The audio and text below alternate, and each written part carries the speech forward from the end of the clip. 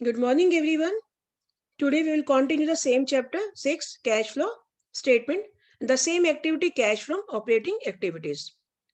In previous lecture मैंने आपको question 13 तक करवा दिए थे, and today I am going to tell you about question 14. ये क्वेश्चन 14 को अपने कैसे सॉल्व करना है, क्योंकि क्वेश्चन थोड़ा सा डिफरेंट है. पहले जो आपने क्वेश्चंस किए थे उसमें आपको profit and loss statement given होती थी. अब इस क्वेश्चन में आपके पास बैलेंस शीट गिवन है, यानी calculate cash from operating activities from the following balance sheets of Himalaya limited. अब बैलेंस शीट गिवन है तो हमने क्या चेक करना है. बैलेंस शीट में जैसे शेयर होल्डर फंड में सबसे पहले शेयर कैपिटल है, तो शेयर कैपिटल को आपने कंसीडर नहीं करना. तो शेयर कैपिटल आपकी फाइनेंसिंग एक्टिविटी यहाँ नहीं लेना. रिजर्व एंड सरप्लस को हम लेंगे, इसलिए मैं टिक मार्क कर दिया. और जो नोट्स है उनको भी देखेंगे, जो नोट नंबर लिखा हुआ बाद में एंड में होंगे तो उसको बाद में देखेंगे.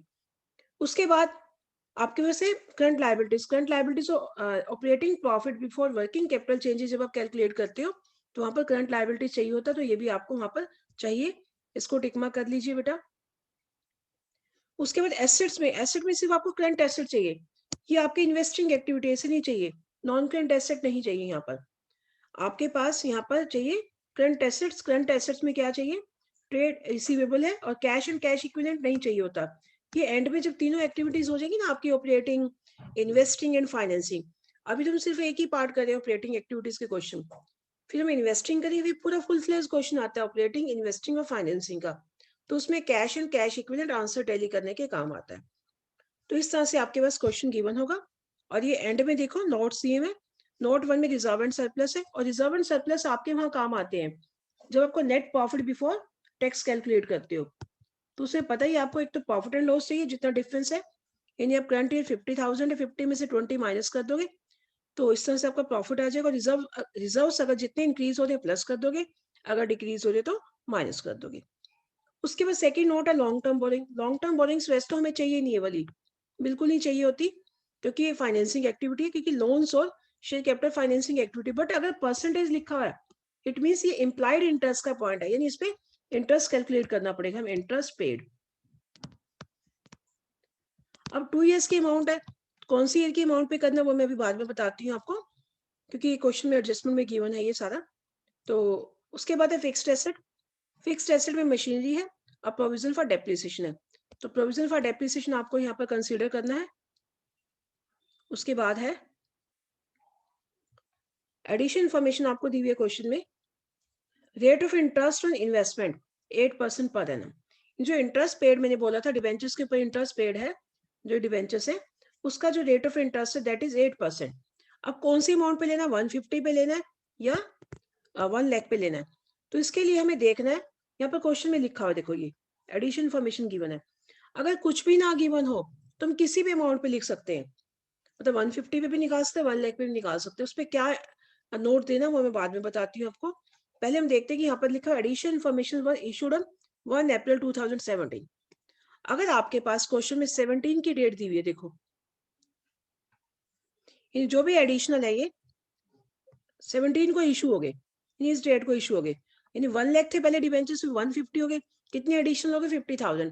वो स्टार्टिंग की 17 में इशू हो गए थे, तो इट मीन्स तो हमारी स्टार्टिंग से ही 1,50,000 पे इंटरेस्ट निकालना है, यानी जो ईयर दिया उससे रिवर्स अमाउंट पे इंटरेस्ट कैलकुलेट करना है.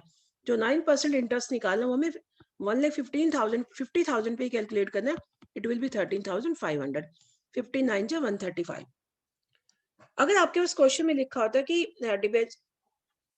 एडिशनल डिवेंचर्स इशूड ऑन 31 मार्च 2018, तो फिर आपको इंटरेस्ट 1 लाख की अमाउंट पे कैलकुलेट करना होता. अगर आपको क्वेश्चन में कुछ भी ना दिया तो फिर आप दोनों में से कोई भी अमाउंट ले सकते हो, बट आपको नोट चढ़ाना पड़ेगा. अगर आप 150 ले रहे हो अमाउंट तो लिखोगे it is assume that debentures additional debentures were issued on 31 मार्च 2017. फिर आपको खुद लिखना पड़ेगा. अगर 1 लाख पे इंटरेस्ट कैलकुलेट कर रहे हो तो फिर आपको लिखना पड़ेगा note additional debentures were issued on 31 मार्च 2018. तो बस ये नोट आपको लिखना पड़ेगा वहां पर. बाकी आपका क्वेश्चन सारा एज इट इज है, जैसे हमने प्रीवियस क्वेश्चन किया था. तो बस अब मैं आप व्हाइट बोर्ड ऑप्शन लेकर इस क्वेश्चन को सॉल्व करवा रही हूँ, और आप अपनी बुक में बुक को ओपन करके रखेंगे, साथ साथ क्वेश्चन को सॉल्व करेंगे.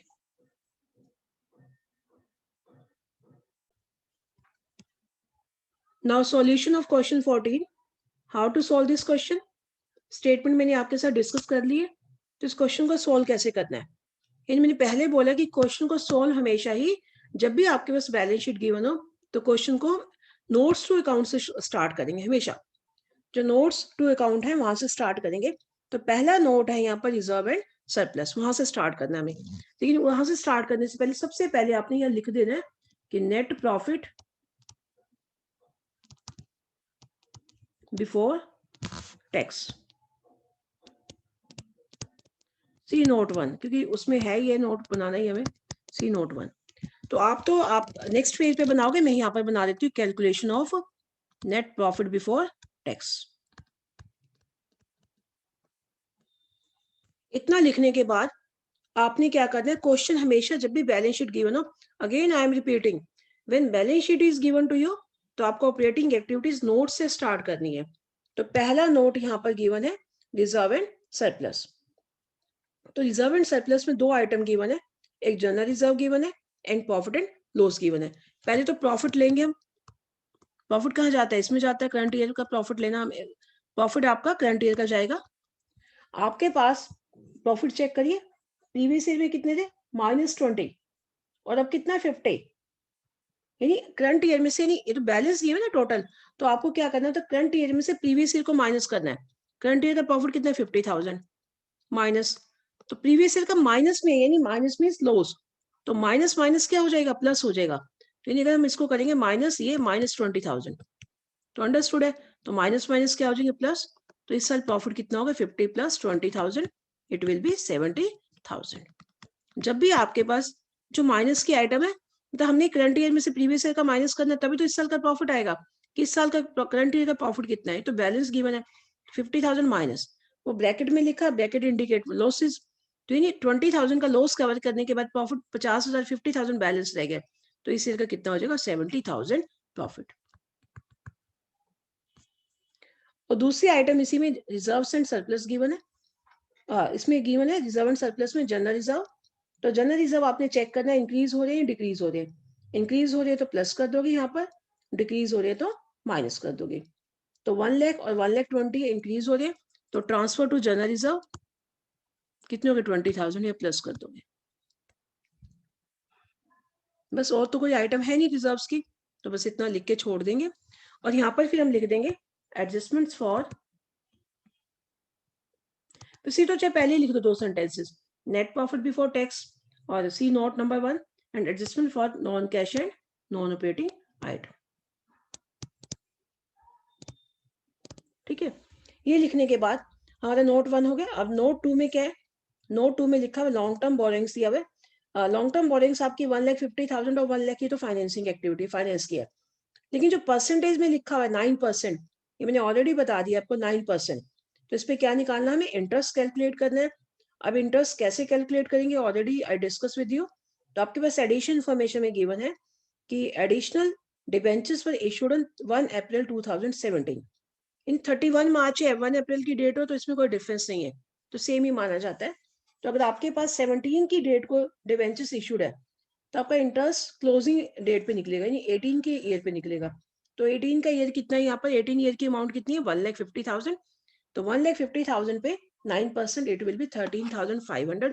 तो ये इंटरेस्ट पेड क्या होता है, एडजस्टमेंट में ऐड हो जाता है। तो यहाँ लिख दो कि ऐड इंटरेस्ट पेड 13,500। नेक्स्ट क्या गिवन है, नेक्स्ट आपके पास जो है प्रोविजन फॉर डेप्रिसिएशन गिवन है। फिक्स्ड एसेट में मशीनरी आपकी इन्वेस्टिंग एक्टिविटी है, प्रोविजन फॉर डेप्रिसिएशन है। तो प्रोविजन फॉर डेप्रिसिएशन भी आपका क्या है, वहां पर नॉन कैश आइटम है, एडजस्टमेंट में ऐड होता है। तो पहले कितना डेप्रिसिएशन था, 1,10,000 और 1,50,000। तो दोनों का डिफरेंस कितना होगा, डेप्रिसिएशन 40,000। तो 40,000 क्या हो गया डेप्रिसिएशन, ये भी ऐड हो जाएगा यहाँ पर। हमें सारी अमाउंट फर्स्ट वाले कॉलम में लिखते जाएंगे। उसके बाद फोर्थ नोट है, rate of interest on investment is 8% per annum, यानी इन्वेस्टमेंट पे इंटरेस्ट रिसीव्ड होता है। तो उसका भी सिमिलरली आपको एडिशनल इन्फॉर्मेशन में दिया हुआ है, क्योंकि इन्वेस्टमेंट भी 2 ईयर की होंगी। चेक करते हैं, बैलेंस शीट में जाते हैं। बैलेंस शीट में आपके पास एसेट्स में सेकंड नंबर पे नॉन करंट इन्वेस्टमेंट में, नॉन करंट इन्वेस्टमेंट गिवन है 4th पॉइंट में।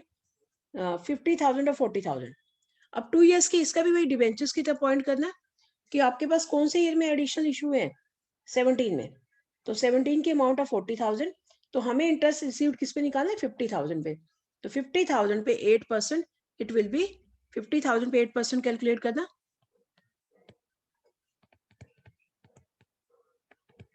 तो कितना हो जाएगा, 4,000 रुपीज।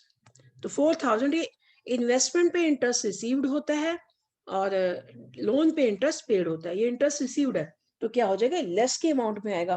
तो हम यहाँ कर देंगे लेस, अभी हमें पता नहीं कि ऐड की कोई और आइटम ना रहती हो, लेस 2 लाइनें छोड़ देंगे, लेस इंटरेस्ट पेड, कितना 4,000। अब माइनस के आइटम है तो उसको ब्रैकेट में इंडिकेट कर देंगे। साथ साथ अभी क्वेश्चन सोल्व करोगे तभी समझ आएगा। अब इसके बाद हमारे पास एडिशन नोट्स तो सारे हमारे कवर हो गए। जितना भी आपका फर्स्ट स्टेज है, क्वेश्चन की फर्स्ट स्टेप है operating profit before working capital changes, वो आपका नोट से ही कवर होता है सारा का सारा। बट आपने इतना करने के बाद ये चेक कर लेना कि इंटेंजिबल एसेट तो नहीं है क्वेश्चन में। कई बार क्या होता है कि इंटेंजिबल एसेट नोट्स में नहीं दी होती, क्वेश्चन में दी होती है। अगर इंटेंजिबल एसेट रिटर्न ऑफ होता है तो वो ऐड होता है, तो अपने चेक करना है। तो आप सीधा नॉन करंट एसेट में जाओगे, इस क्वेश्चन में तो नहीं है लेकिन मैं आपको बता रही हूँ, किसी भी क्वेश्चन में जब भी आप नोट्स वाला क्वेश्चन करोगे, यानी operating profit before working capital changes वाला करोगे, तो उसमें एक चेक जरूर कर लेना कि कई बार इंटेंजिबल एसेट आपको बैलेंस शीट में गिवन होती है। तो यहाँ पर गिवन नहीं तो कोई प्रॉब्लम नहीं है, खत्म। तो आपका ये जो है ना, उसके बाद जो आपका नेट प्रॉफिट बिफोर टैक्स है, इसको भी टोटल कर लीजिए बेटा। टोटल करने के बाद इस अमाउंट को आप यहाँ पर जैसे पहले कल लिखा था 90,000 यहाँ लिख दो बस। अब इसको टोटल करिए, कितना आ गया ये 53,500। इसे प्लस करो, 90 प्लस 53,500 तो कितना हो जाएगा 1,43,500। और इसमें से 4,000 माइनस कर दो जो इंटरेस्ट पेड का, तो इट विल बी 1,39,500। तो ये क्या आ जाएगा, operating profit before working capital changes. ये पहला पॉइंट आ गया, operating profit before working capital changes. ये क्वेश्चन होगा, फर्स्ट स्टेज हमारी क्वेश्चन की क्लियर होगी। अब इसके बाद क्या लेना हमें, वर्किंग कैपिटल में क्या आता है, करंट एसेट और करंट लायबिलिटीज। अब हम बैलेंस शीट पे जाएंगे, तो बैलेंस शीट में सबसे पहले करंट लायबिलिटीज है। करंट लायबिलिटीज में एक ही लायबिलिटीज है, ट्रेड पेबल, उसे लिख दीजिए। करंट लायबिलिटीज एक ही है सब, ट्रेड पेबल्स, उसे लिख दो। अभी चेक करो ट्रेड पेबल्स इंक्रीज हो रहे हैं डिक्रीज हो रहे हैं,